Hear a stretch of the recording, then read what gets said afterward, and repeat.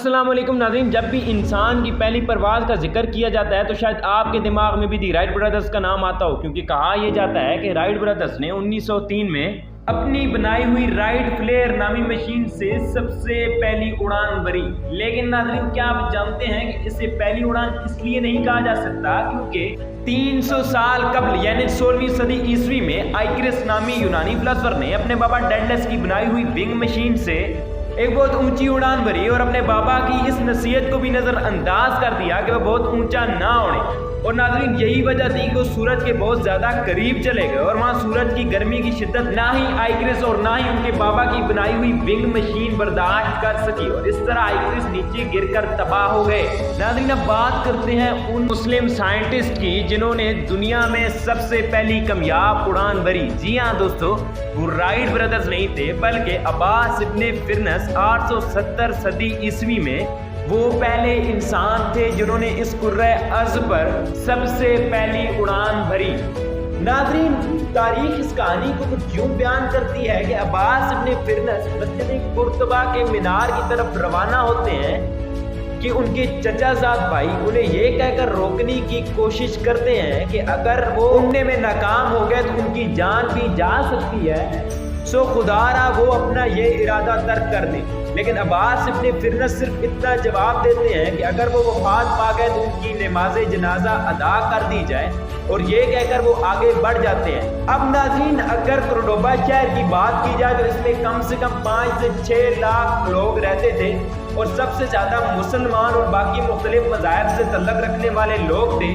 नाज़रीन, कहा यह जाता है कि जब लोगों को ये मालूम हुआ कि अब्बास इब्ने फिरनस मस्जिद कुर्तबा के मीनार से उड़ान भरने वाले हैं तो लोगों ने उन्हें पागल, दीवाना या मजनू के नाम का लक़ब भी दे दिया। लेकिन अब्बास इब्ने फिरनस किसी की भी ना सुनने वाले थे और नाज़रीन, शायद यही वक्त था कि अब्बास इब्ने फिरनस को नामुमकिन को मुमकिन करके दिखाना था। नाज़रीन, अब्बास इब्ने फिरनस मस्जिद कुर्तबा के मीनार पर बिल्कुल रेडी खड़े थे, यानी अब वो बिल्कुल उड़ने के लिए तैयार थे। नाज़रीन, वहाँ पर मौजूद लोगों के चेहरों पर काफ़ी हैरत ज़दगी थी और काफ़ी सवाल भी उठ रहे थे। शायद मैं और आप भी अगर इस दौर में मौजूद होते तो हमारे जहनों में भी कुछ इस तरह के सवाल आते।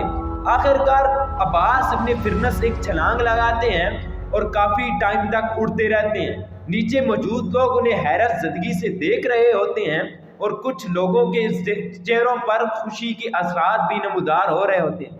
लेकिन नाज़रीन, इसी दौरान मशीन में कुछ खराबी पैदा होती है और अब्बास इब्ने फिरनस को यूं महसूस करते हैं कि वो नीचे गिरने लगे हैं और हकीकतन कुछ ऐसा ही होता है। अब्बास इब्ने फिरनस नीचे गिरने लगते हैं और आखिरकार वो सीधा ज़मीन पर आ गिरते हैं। जब उनके चचाजाद भाई उन्हें उठाने के लिए करीब आते हैं तो देखते हैं कि अब्बास इब्ने फिरनस जिंदा होते हैं और वो उन्हें वहां पर गले लगा लेते हैं।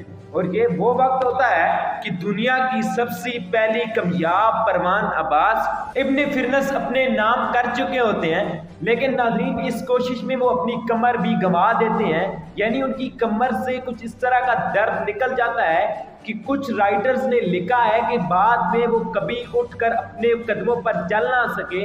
लेकिन उन्होंने इस काम पर रिसर्च जारी रखी और आखिरकार इस नतीजे पर पहुंचे कि मशीन की पूंछ यानी दुम ना होने की वजह से वो बाहिफाजत लैंडिंग नहीं कर सके और एक साइड पर गिर गए।